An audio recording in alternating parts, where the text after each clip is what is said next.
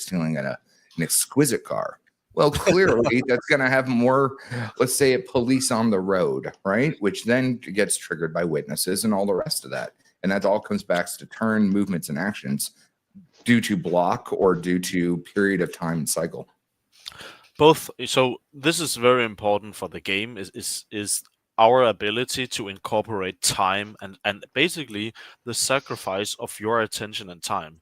Because when you look at something and put value on it, you include your own time, right?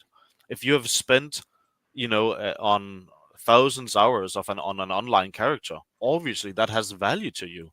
But someone else standing beside you will look at you and think you are probably strange. Why would you care so much about this online character?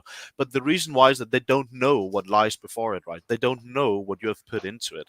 And that is the magic we want to happen here, where any action that you do will come with a time delay before you can perform that action again. It can be performing a crime, stealing a car, killing someone, smuggling something, traveling, whatever.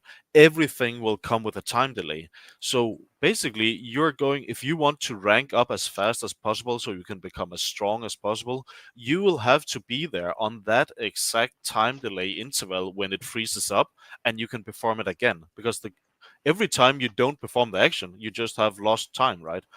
And what that will generate is basically very, very active participants of the ecosystem, because those that shorten that interval between when they can perform the action and when they actually hit it again, those are the one that becomes the power users of the system, right?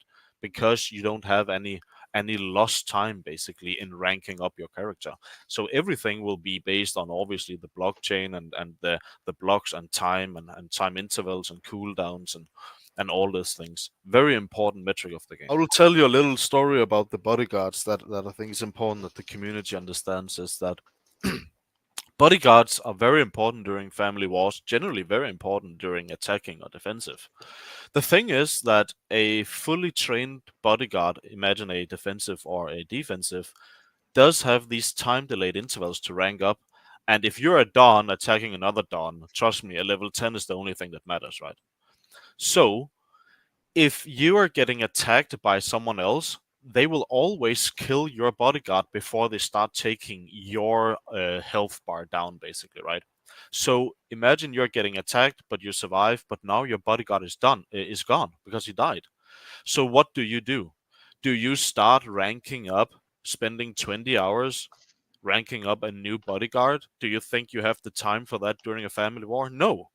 You are going to go to the market and you're going to buy a pre-leveled up bodyguard at level 10, ready to get equipped, and you are ready to be fully defensively equipped again, right? And that is basically that little thing that happened there is a very core mechanic of the entire game. I want to create a scenario where people can trade their time for people who are in need in a distressed moment. And then there were questions, can you stock in multiple different bodyguards? So for example, your economy or your there was two of them. One sort of like the charisma bodyguard and then the economy bodyguard. Are those going to affect your RNG on your dice rolls on crimes, or let's say cost per doing business with a particular marketplace? But when you're out, let's say doing the grocery list of handling all the rest of that, you need a particular bodyguard, whereas if you're being offensive, you swap out to another one. How are those different in-item components going to be stacking on your inventory versus what do you actually need? And if we haven't figured out inventory socketing and all the rest of that, no worries. I'm just kind of spatially asking, what is your vision? I know we have that laid down. It's a good question. So basically, as the wiki alludes to, you can train your bodyguard to have benefit you in different ways, right? You have the offensive, the defensive, and then you have some economy and stuff. And basically, what you want to do, imagine you owned a bullet factory and you are now just a money producing machine. You would probably consider ranking that character up as a defensive character. That literally never travels, only sits at headquarters, fully defended up in bodyguards only, because it would be kind of crazy to have someone who owns a bullet factory to go and ask them to attack someone else in another city, right? That would be a bad way of managing your family, in my opinion. But you know, again, I don't have all of the answers, but I do have a pretty good idea what's going to happen. And And on the other hand, you can have an account that will have a offensive, aggressive bodyguard setup, which will mean that when you attack others, you have a higher, basically attack value that as an output, right?